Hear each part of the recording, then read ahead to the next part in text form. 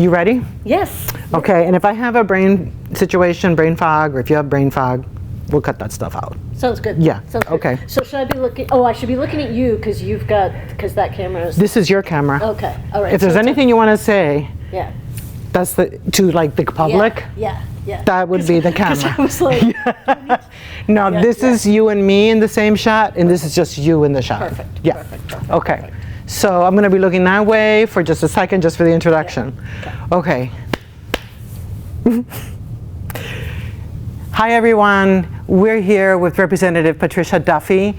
Thank you very much for being here. Very grateful. Thank you so much. And can I say, this Yes. is my first interview. I've been here to Holyoke Media right. before. Yeah. And, you and I have talked on Zoom. Yeah. But this is my first time being interviewed That's here right. in the new building. And I love it. Have you been to the building before? Oh, yeah, absolutely. Oh, okay. So this is the first Absolutely. interview. This is my first meeting. May it be a beautiful interview and you return many times. Yes, I have great faith. Excellent. What I would like to speak with you today is on 2023. Yes. How did it go for you as a representative for Holyoke? So overall, it went well. Mm-hmm. There were definitely moments of frustration and concern, but overall it went really well. And so to do my nerd thing that I do. Oh, I know. Are we going to nerd out? I know we did that nerd. I'm not going to do too many acronyms and stuff. I'm not going to do that. But this piece of the nerd thing is that, so we have a 19-month legislative session. I knew there was something weird about exactly the 19 month. Where are we in the 19 month? So we're almost 12 months in. It begins January of the odd year, and then then we're headed for the the finish, the close, January through July 31st, and we Of have 2024. of 2024, correct, and that's the odd even year schedule every year. So the beginning of this session is weighted more towards committee hearings and hearing everything that's out there, and then those last 7 months are more like the committees showing us like what they. And I'm not on leadership in a committee yet. So I partake in the hearings and the discussions, but this like really nitty gritty stuff, I certainly give my input, but. The committees are now, even as we speak, starting to combine bills together and everything, and that's so the last 7 months will be more weighted towards legislation being passed on the floor. That all being said, we did do some great stuff this year. Two that I'm long-time priorities that I'm really excited about is because of what is sometimes called the fair share tax or the millionaire's tax that voters passed a couple years ago. Some of that we have in this fiscal year $1 billion worth of revenue from that. Because of the taxes on millionaires? So we've been losing out on that $1 billion all this time. And now they're paying their fair share. Exactly. It's a fair share. I'm a big believer in that. Yes. So we have $1 billion. The voters said that we want this, I love this, that this should be spent on education and transportation. So and this year we split it 50-50. So we've put some aside to save. We love that. We love saving. We love saving. But we have put millions of dollars into the transportation money is going to infrastructure stuff, and you'll see like certain road projects and stuff are sort of happening more quickly. State roads. Going with the federal money. But a couple of the things that we've done with the education money is Massachusetts public school children all have free meals. Yeah. Free breakfast. Free lunch. Everybody. Doesn't matter what your parent or guardian's income is. You want breakfast, you get breakfast. You want lunch, you get lunch. We should, we need such an emphasis on healthier nutrition, and so. Oh, can I just stop right there before you go on? Healthy nutrition. This is a long-term goal of mine, so. Okay, yes. Yes. it doesn't really exist in public education cafeterias. That is correct. Nothing against the people who work there, nothing against all of that. A lot but of it is weird. We are federal surrounded by, I don't know, what is it, 500 farms, 300 farms? You know, This is in Western Massachusetts, little farms, big farms. this is 100. So We have 100 farms? I'm not 100% sure. Okay, because I but said that's 500 and you said 100. Somewhere between 100 and 500. But Yeah. I 100% agree. Yeah. This is a long-term goal of mine. There's great programs called Farm to School. We need to be bringing this local healthy What needs food to happen? into our school. So these Farm to School programs, they're paving the way. You have to like get through a lot of federal regulation. You know, the federal regulators are like, oh, you have to have, you know, this, that, and the other thing, and ketchup is a vegetable, and so Is ketchup still a vegetable? they I remember probably Reagan saying that. They It's just probably like- changed that, but you know that there's something else. Nobody eats ketchup. It's a condiment. Anyway, yeah. So there's great pilot programs. Worcester has a good pilot program. The Holyoke Public Schools have gardens, and they're they're slowly bringing it. But the superintendent knows I'm a big proponent of this, and I'm like, let's keep this moving. So these pilot programs are helping us break down a lot of those federal, and buying in bulk, et cetera, but people have to change their way of doing business and figuring out how to do it affordably. And I get that. Isn't that just like maybe, okay, I don't know, isn't that like a 6-month study? How can we implement this? It's not one of these, it's going to take 5 years, 10 years, 15 years to do. I agree with you. Yeah. We got to bring everybody else with us. So Are there people who don't agree with this? it's Not here, I mean just in the state, in the Commonwealth. I don't think that there's people who don't agree with it. They don't prioritize it. Oh. Yeah. So we're doing that education. There's legislation to get it done. Smitty Pignatelli out in the Berkshires is a huge leader on this, as are other experts in agriculture. I'm on the agricultural committee, so a lot of us are pushing for this. Yeah. It's going to happen eventually. Is it going to happen this legislative session? I don't know about that. What are the priorities this legislative session? Your priorities versus the House priorities. which would you like first? Yours. Okay, mine. So that's one of them. I was Okay. 100% going to talk about that. I've got a bill that I co-filed with Sean Garbely in Arlington, who's been a great advocate for public higher ed for years. I'm really happy to work with him. And on the Senate side, it's co-filed by Senator Joe Comerford, our wonderful neighbor to the north. It's called the Cherish Act, and it's about reformulating and prioritizing public higher education in the same way that we have finally done with the Student Opportunity Act. What do you mean? So we're, Reformulating what? the funding, HEC gets, UMass gets. Exactly. Public higher education. Okay. Public higher education. Community should colleges, be, exactly. state colleges. And then the UMass system. Yeah. Oh, it needs to be. needs Yeah. I'm sorry, I keep interrupting. No, please. It's We're just talking. I know, we're just talking. Okay, I'm going to be quiet and you speak. Okay. Well, if I'm unclear, I'm all about clarifying questions. It needs to be affordable. And we need to be putting the state funding into it that we were putting in the 80s and 90s. We, given not cost of living, you know what I mean? That's like what... in $2,000, in the year $2,000, we aren't even funding public higher ed what we did 23 years ago. Well, community colleges now, tuition is... That's the other great thing that we did with the But the students still have to pay for a bunch of other things. It's the tuition part. It's the tuition part, and it's for students over 25 years old or in certain high labor demand occupations like nursing, behavioral health. Very important first step. And what was the other thing that you were just saying? That and our campuses, they have huge infrastructure needs. Oh, wow. We're just not funding them. We're not funding them like we should. I remember when UMass Amherst, one of my siblings went there. It was affordable.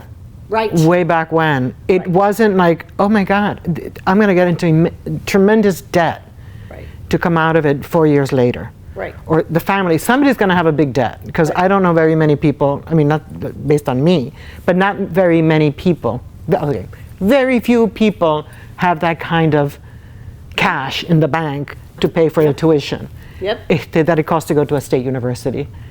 UMass Amherst, they've been erecting buildings for decades now, but no, they need. They have been erecting many new facilities. Some of that is from private funding, you know, with like huge research grants, etc. But their public infrastructure is in huge decay. You mean like where the water goes, electricity also, grid? The older buildings. You know, I mean, it's craziness, and it's even worse on our community college campuses, our state college campuses. We just need to be funding public higher education. We know what the economy looks like. It's you know, and unless you're going into like a vocational, you know, some more like technical field, you know, where a good VOTEC degree will like set you on your way. Unless you're doing that, they need BAs. They need those college degrees. We know that. And are the colleges in touch with the House saying, we have X amount of millions that we need in order to address these infrastructure issues? The college administrations back this bill. The professors' unions back this bill, the staff unions back this bill. So this is where there are at least 3 people that are all for it. And we've got, you know, we've got a bunch of co-sponsors. So we're working it. We're working it. We'll see. You know, you file a bill, and this happened with K through 12 funding too, and it all turned out good. You file a bill. That's not necessarily what comes to the floor, but that's all good. Let's all work together. You know. Make it work. Exactly. I love that work. That's why I love being in No, I know. I love democracy. I tell and everybody I love policy work. I love learning from my colleagues. It's really it really is fascinating. It is. That you think that you have, okay, I've researched this and I think this is the bill that we need to put out there, and then several other people colleagues see it and say, well, I would add this, I would take out this, and then it becomes, oh, wow. Then it's better. Yeah, it's great work. When it's better, it's great. When it's not, when it gets worse, well, you know. It's a super bummer. So you have education on not just the healthy, nutritious. Yes, I'm interested in getting more local foods into our public schools, continuing to support our public schools. You know, we've made this commitment to invest in, you know, equitable funding across the state, and to make sure we stay on that course.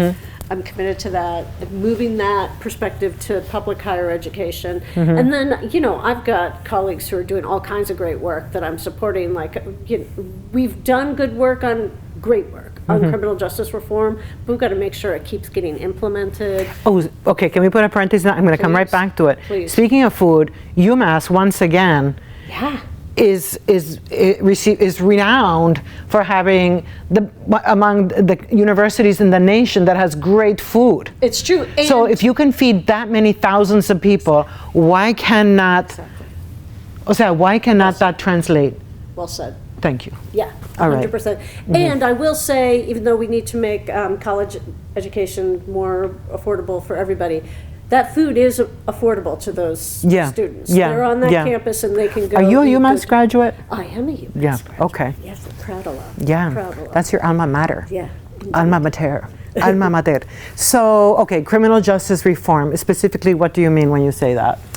Well, we've done really good work, decriminalizing cannabis for one thing, getting rid of like mandatory sentences for nonviolent crimes.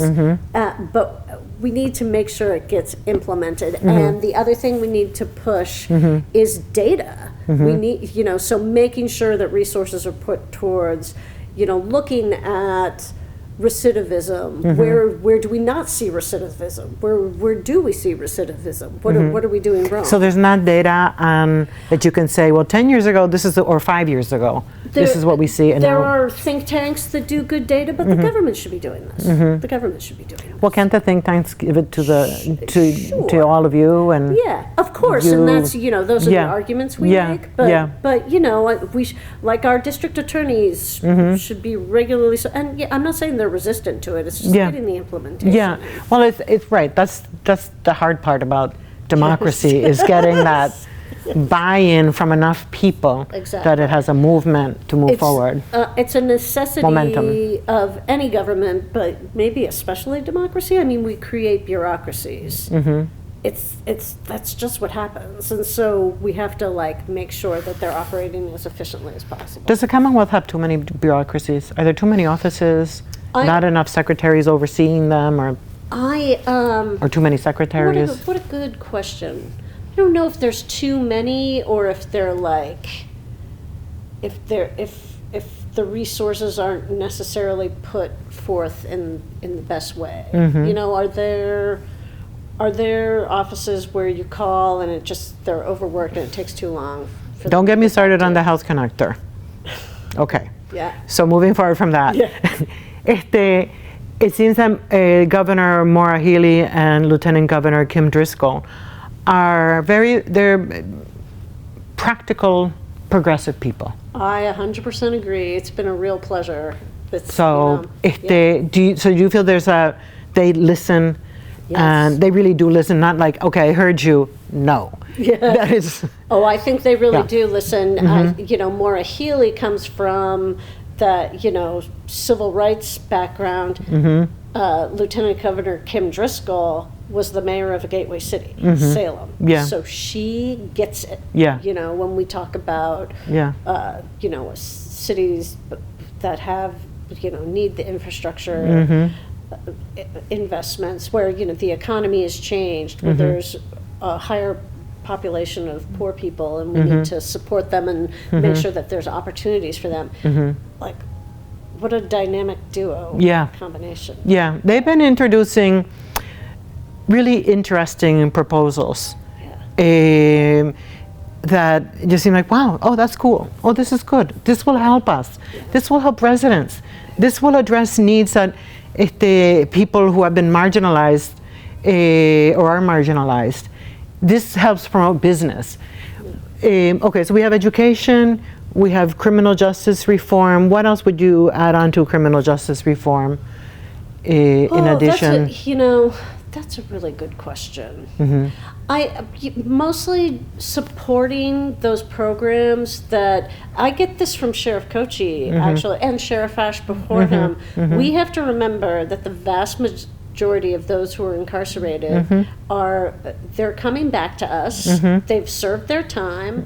Let's give them every opportunity and resource and tool that they need in order to be productive citizens. There are good programs in the jail at this time. There are folks who are doing great programs like Roca and other folks doing really good programs. So making sure that those places are supported.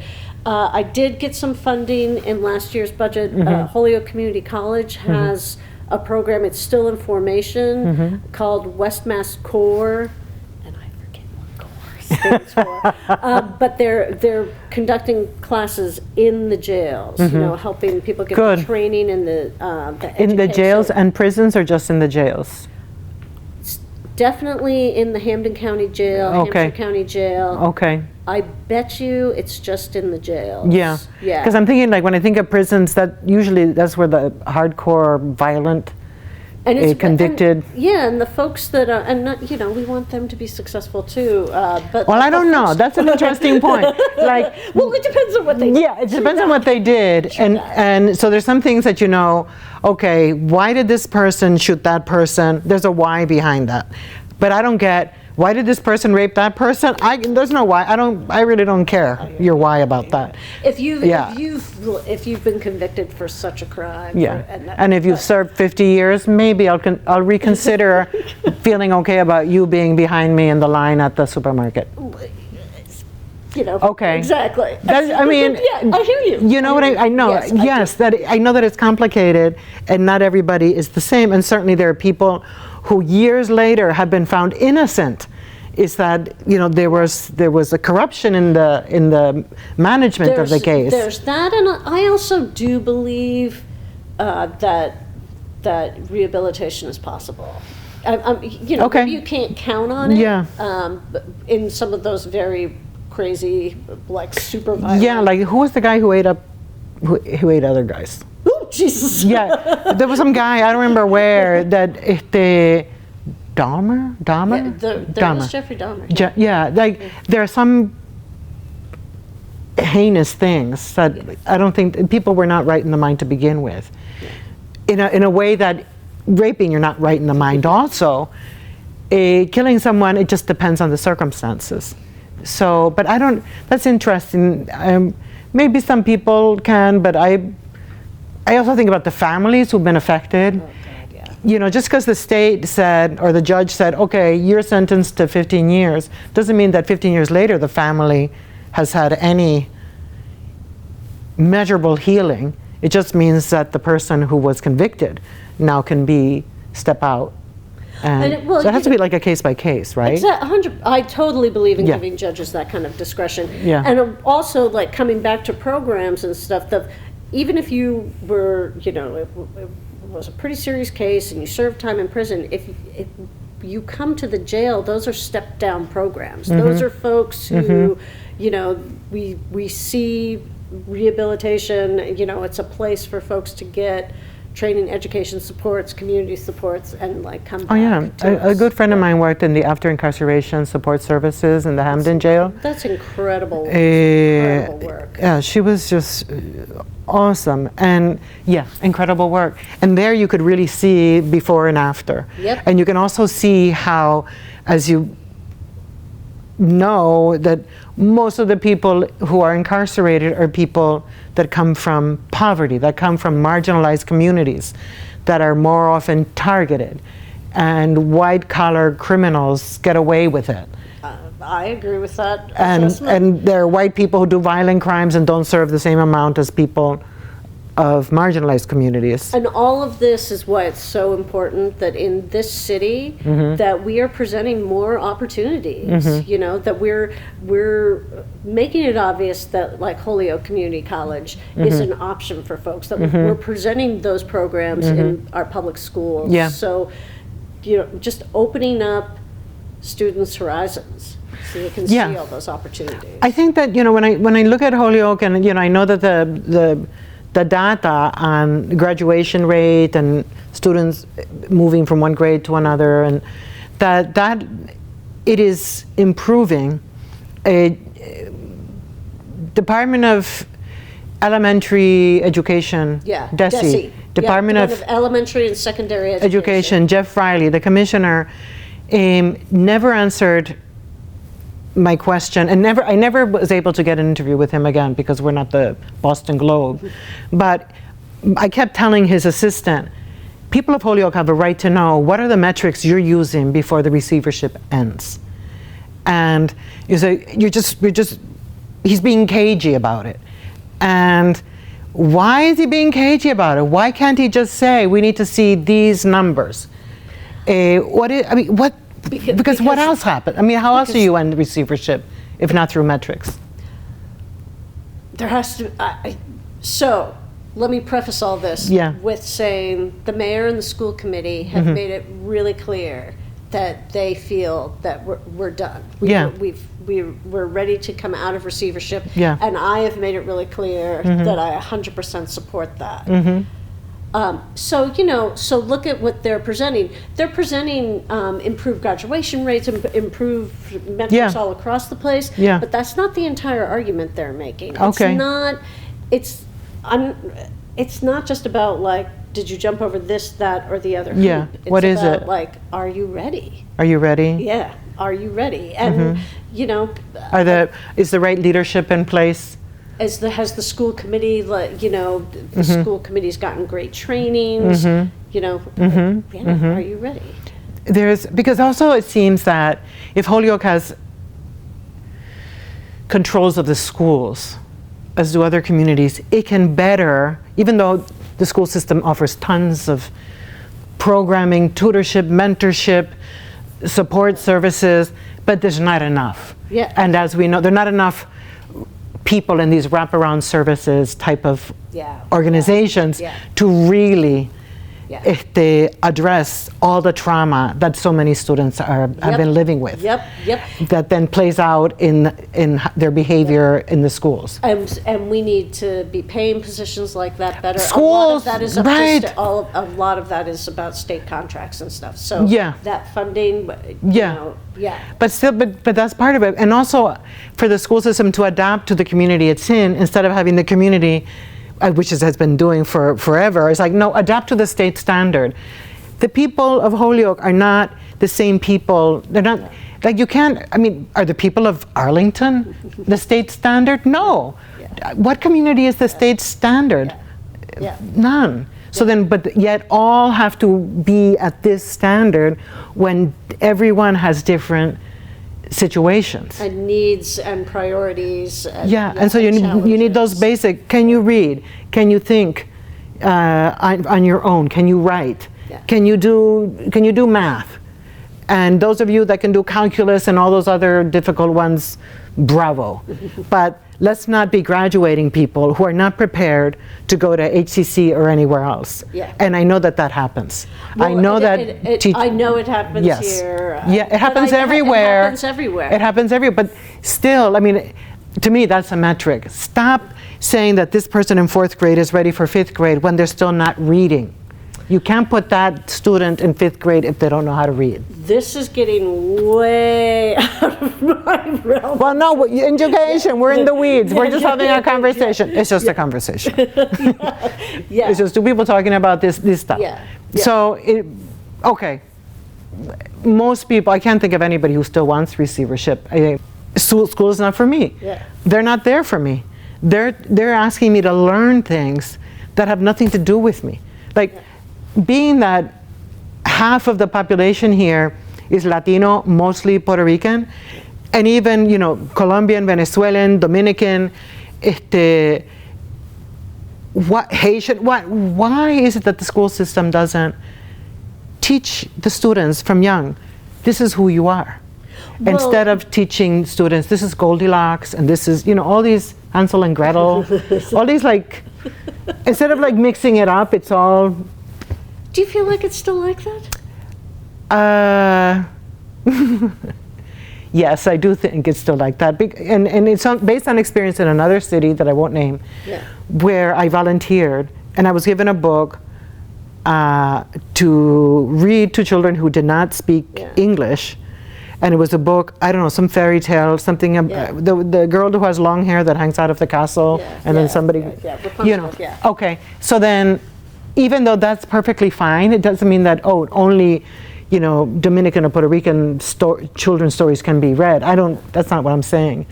But when you have a class that doesn't speak English, why am I handed an English language book?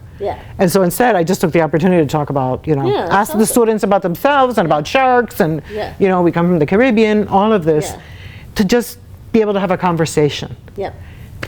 I don't know if schools are that responsive to students, and we do agree there's just not enough. And even as Holyoke is a very generous city and has lots of organizations to offer services, it's not enough, right? It's just not enough. There's too many people in trauma. There's so many. There's such high needs, so much trauma.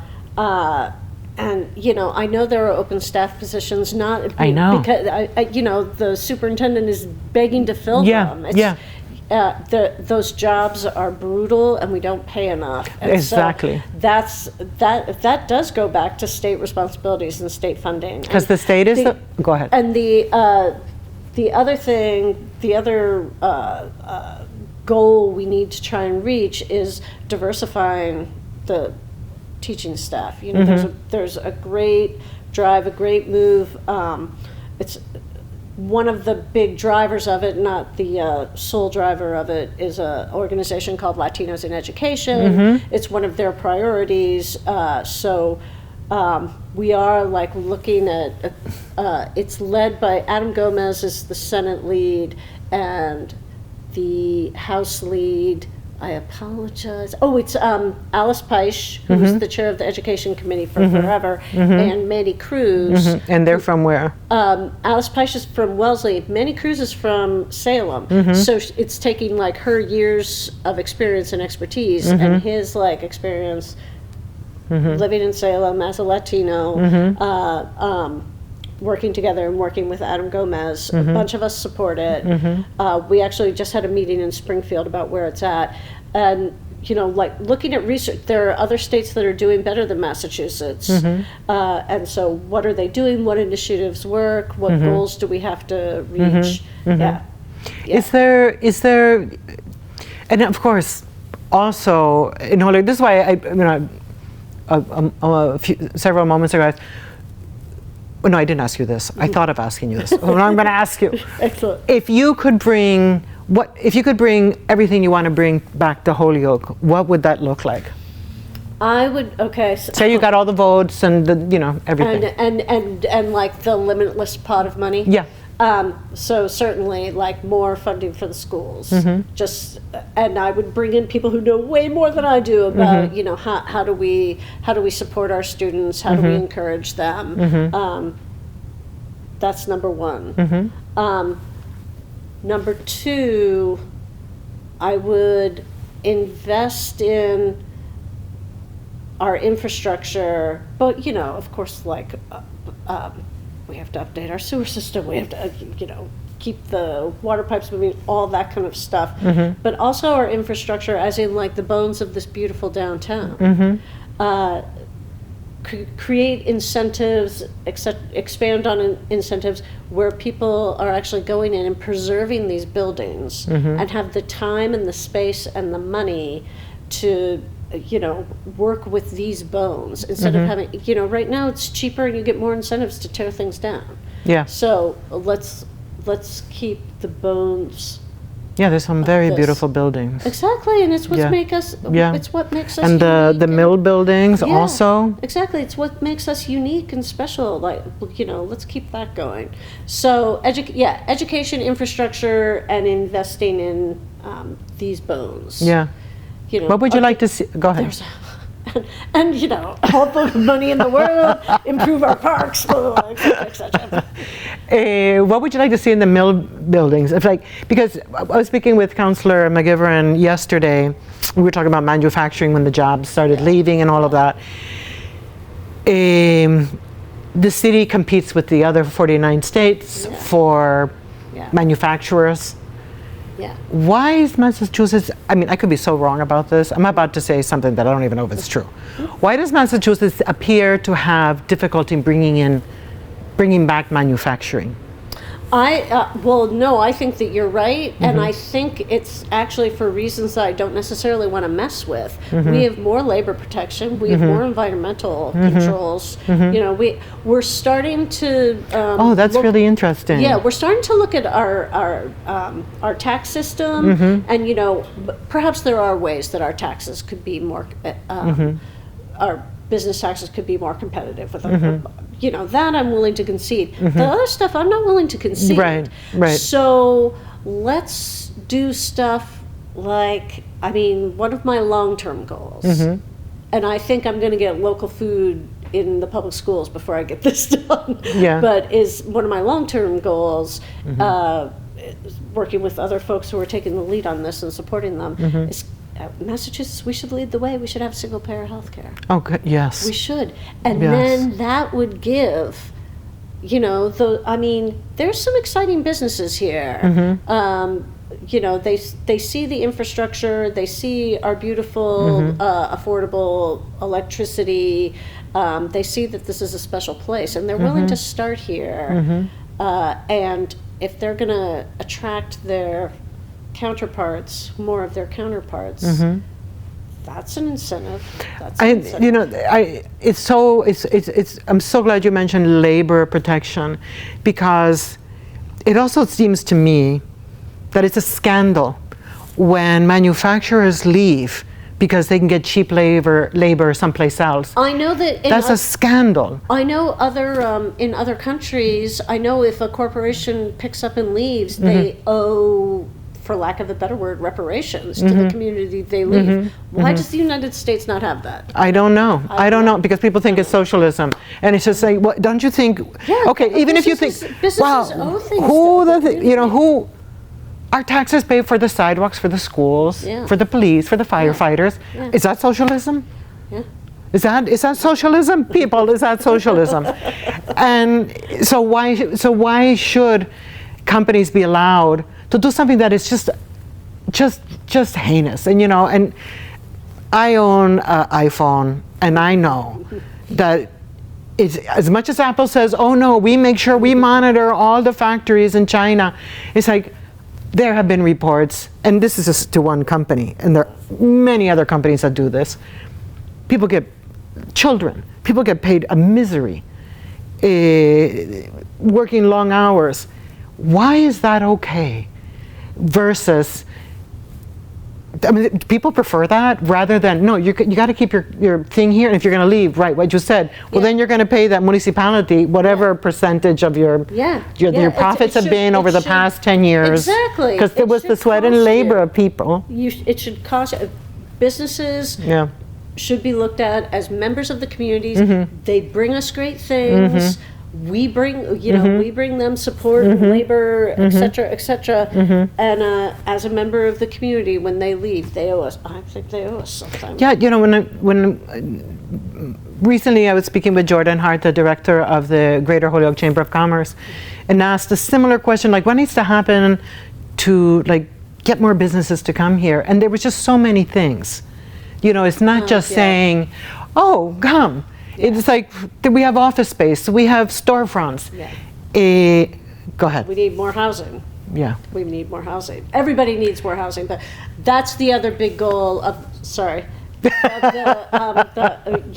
say sorry. Why are you sorry? I was remiss that we're talking about goals for the last 7 months. That's number one. There's a big bond bill, a $4 billion bond bill. That's a loan. That's a loan. Just so people who don't understand bond. It's a loan, yes. But we have to pay it back. You don't have to pay back a bond? Like a government bond? You don't have to pay it back? It's the state investing in our housing.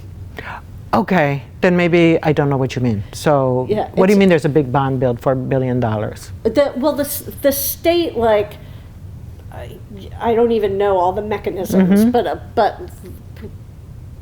what we pay for what gets invested in is so much more. It's not like taxpayers have to pay this back. Well, where does the money come from?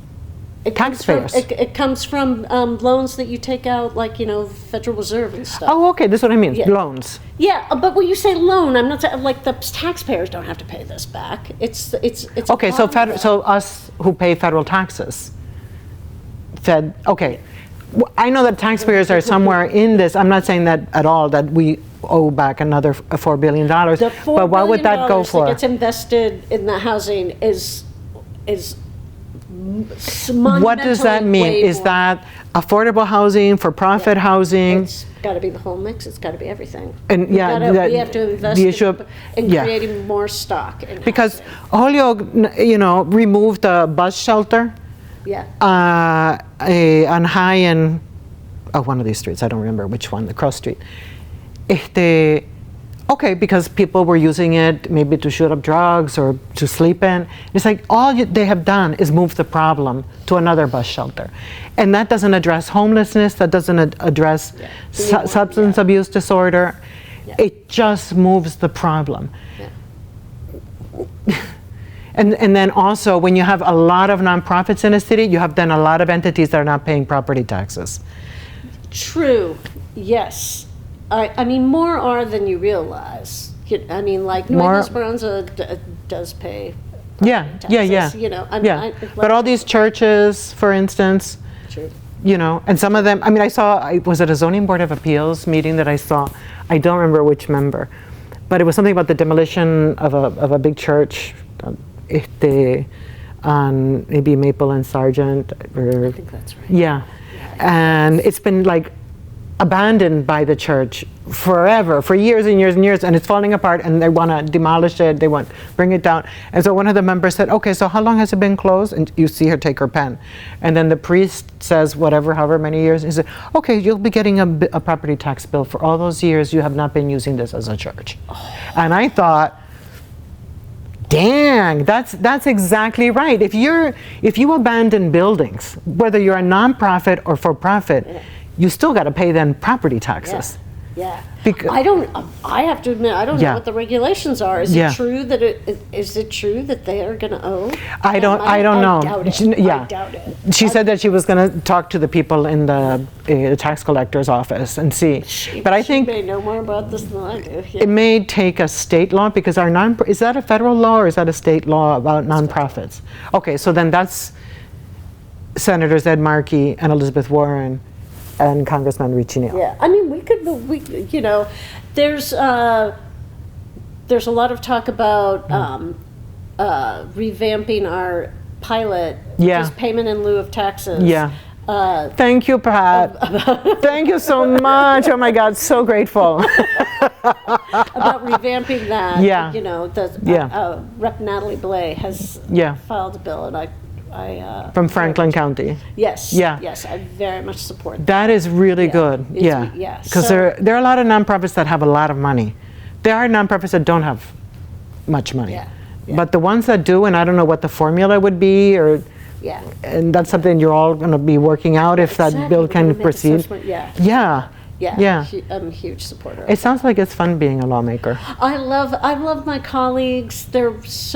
People are so smart. And just being in meetings, and we all just want like good government. We just want to do the right thing and fight for our communities and teach each other. And it's, you know, it's policy stuff. I'm a huge policy nerd. I know, you're a wonk. I am. You're a wonk. For next Halloween, you can show up as a wonk, which means just show up any way you want. This isn't all just be me. Yeah, just be you. Exactly. Exactly. Did you say you're old? I said I'm a wonk. Oh yeah, you're a wonk. Because no, because if I said exactly to that you saying I'm old, I take that back. You were saying you're a wonk. Yes, exactly. That is very important. I mean, it's interesting as we move through history, what made laws way back when don't necessarily apply today. That's right. That is a huge role in legislation. It's like, wait, like what unintended consequences just happened right there? Yep. Okay, so it's housing, which means addressing the issue of homelessness. Yep. Oh yeah, speaking of homelessness, because I know some people say, no, we don't say homeless anymore, we say houseless. And I gotta say, can the woke people just, I don't know, just maybe they need a vacation or something. It's like this, the identity with words and politics, sometimes it gets a bit much. It gets a bit much and it gets in the way. It gets a bit much. And I don't know, I don't know who, I respect everybody want to like, all right. Respect people. Representative Duffy respects you. But I hear you. Yeah. There are, okay, for instance. I'm a progressive and I love my progressives. Mm-hmm. Yeah, sometimes I roll my eyes. Well, this is, I mean, I'm revealing about myself, not you. It just seems like, well, we have a presidential election coming up next year. And just, wow. In what, 10 months? In November. We have primaries. before the general election.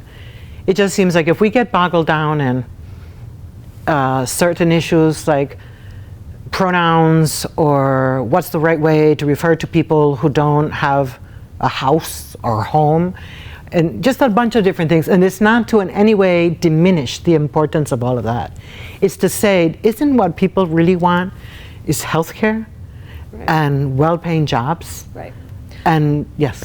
I think that, yes, 100%, 100%. And if we're talking about, language and language usage, I think the important thing is you listen to what somebody's saying, are they speaking with respect? Then yeah.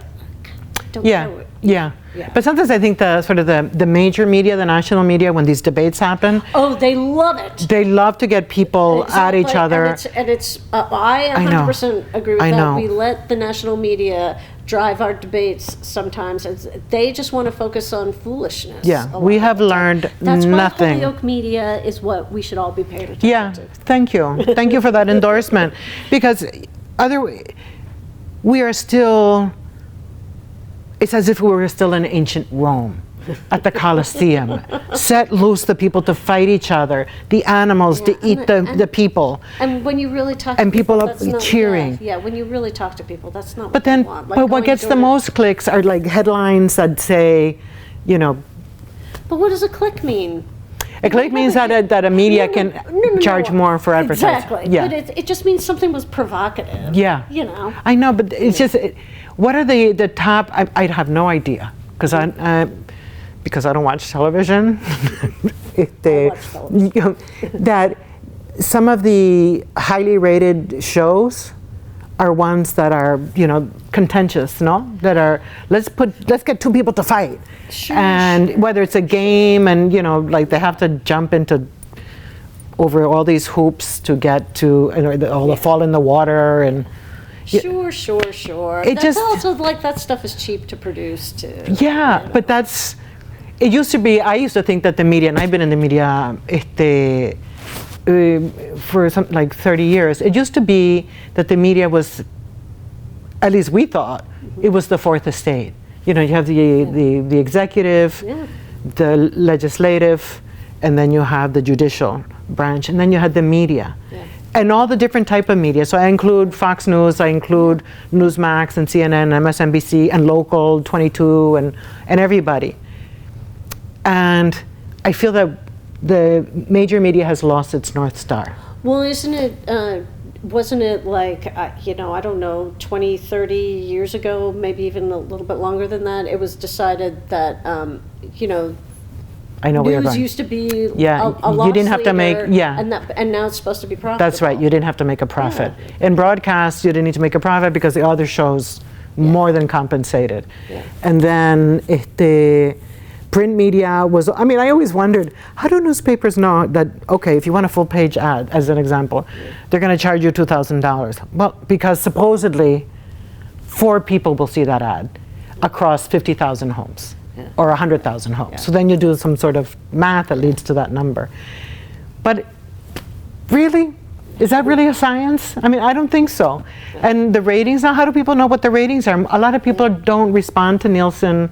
Oh, I used to get Nielsen solicitations. And I don't know, maybe a few times back when I was a kid, I would respond, but I haven't responded to anything like that. So it's got to be skewed. I got one, and they had a $5 bill, and I was like, thanks. But it's if you really want people to be responsive to what they're watching on television, verify that they can watch television. And then have people tracking what they're tracking, because I know people that would have. This TV set here in the living room is being monitored by Nielsen, but the one in the bedroom is not. So, but I think now because everything is digital, they know what we're watching.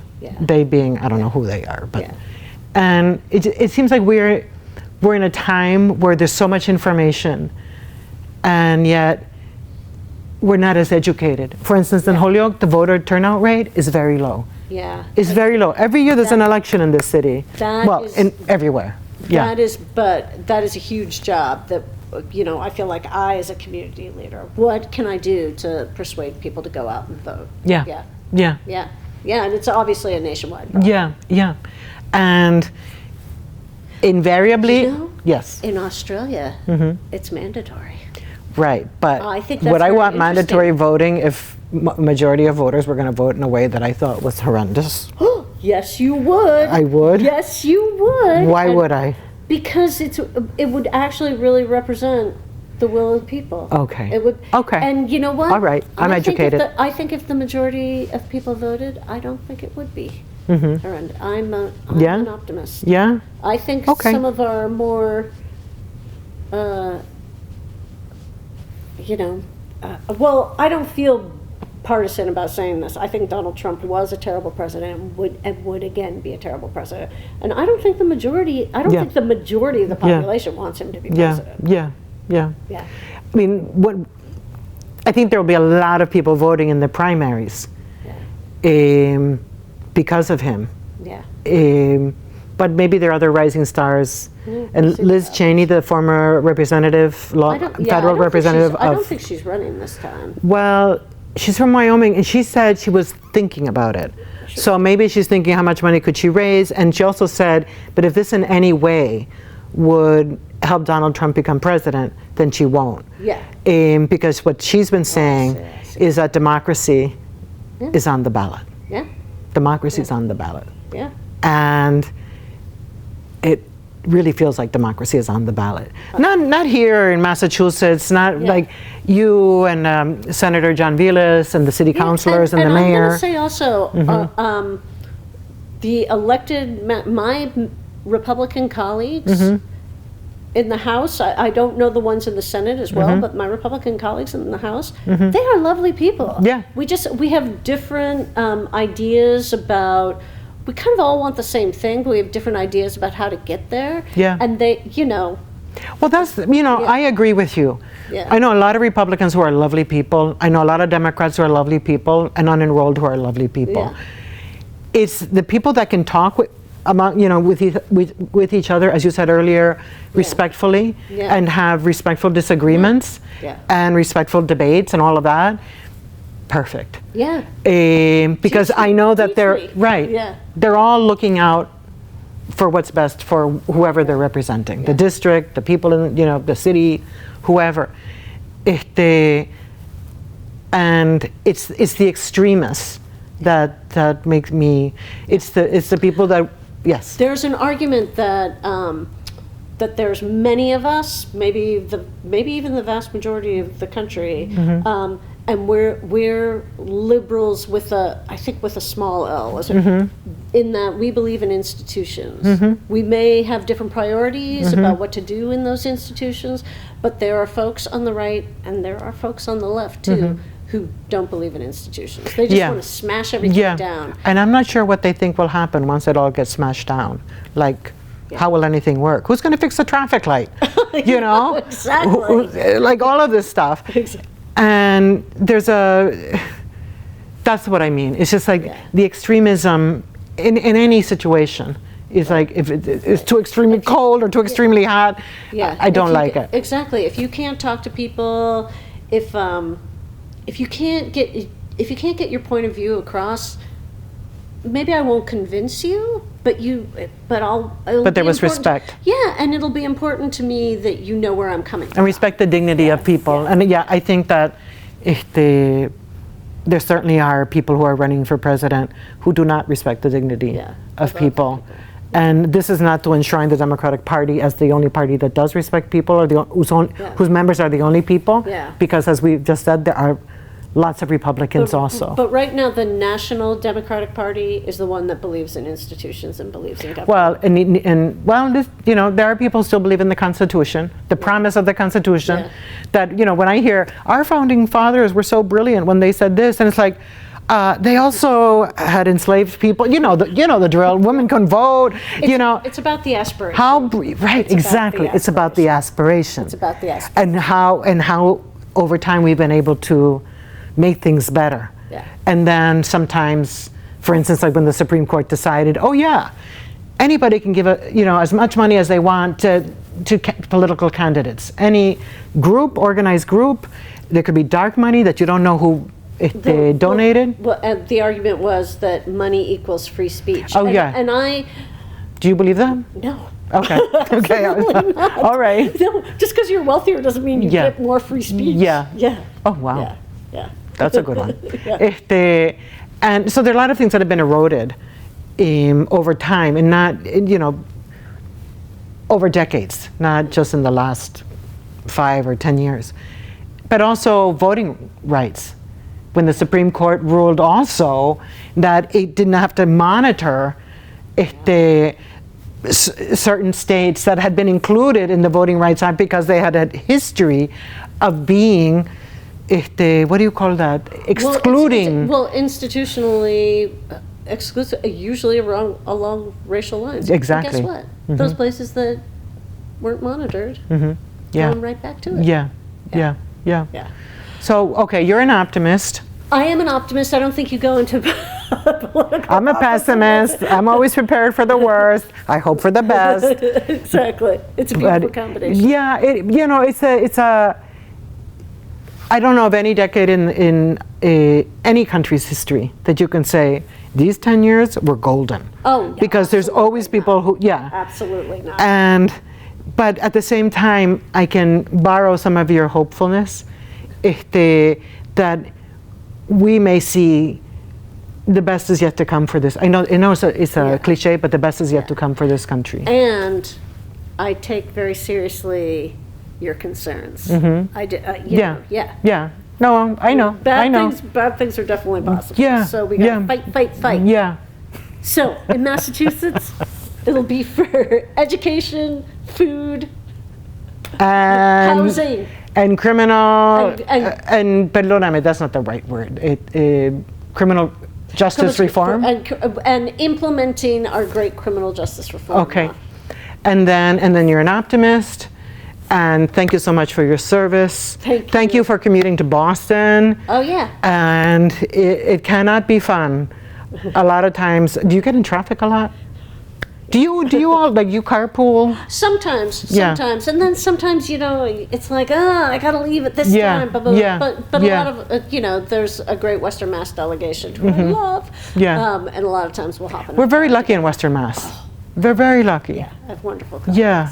Wonderful. Do you believe that we are ignored because we're further away from the governor's office? I believe that the Eastern Massachusetts administration, my colleagues, they need to be reminded. Okay. So that, they'll Yeah. put forward policies and we'll say, well, that doesn't really work Yeah. for us. Yeah. And so We're more that rural. that conversation continues. Yeah. Thank you, Representative Duffy.